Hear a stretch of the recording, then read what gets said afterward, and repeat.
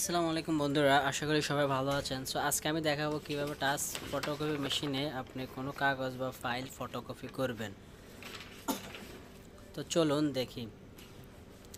প্রথমে বন্ধুরা machine on থাকলে আমরা এই পেজটা আসব। মেশিনটা চালু হওয়ার পর এখানে দেখুন তিনটি অপশন আছে। আচ্ছা, আমরা প্রথমে আগে পেপারটা বসিয়ে নেই।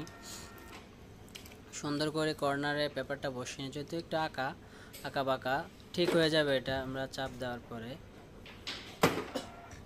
তো বন্ধুরা আমরা পেপারটা বসিয়ে দিলাম। তারপরে এখানে দেখুন তিনটি অপশন আছে, ফ্যাক্স, কপি, স্ক্যান। আমরা এখন কপি অপশনে ক্লিক করব।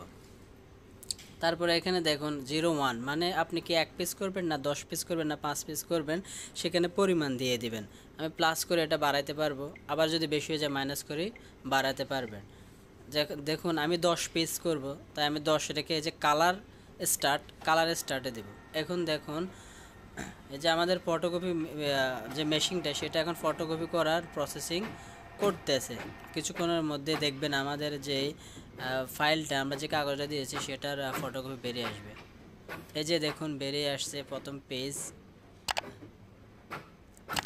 আস্তে আস্তে এই যে 2 পেজ 3 পেজ 4 পেজ এইভাবে 10 পেজ বের হয়ে আসবে।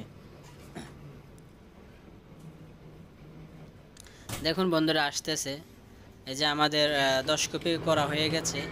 এখন বন্ধুরা আপনারা চাইলে এখানে এডিট করতে পারেন, 20 পিস 30 পিস একসাথে প্লাস করে না দিয়ে ডাইরেক্ট দিতে পারেন। তারপরে আছে আপনার পেজ সেটআপ যে অংশটা, এই দেখুন এখানে ক্লিক করলে আপনার এই যে page quality, normal, paper type, plane paper size A4 দেওয়া আছে। তারপর নিচের দিকে যাবেন, এই যে এটা আসতেছে বন্ধুরা কাগজ কমে, এখানে বারবার ওকে একটা অপশন আসছে। তারপর লেআউট ফরম্যাট, পেজ লেআউট, এখানে বিভিন্ন ফাংশন আছে। আপনি চাইলে এখানে পেজ সেটআপ করতে পারেন, A4 A2 A3 সেটা দিয়ে দেবেন।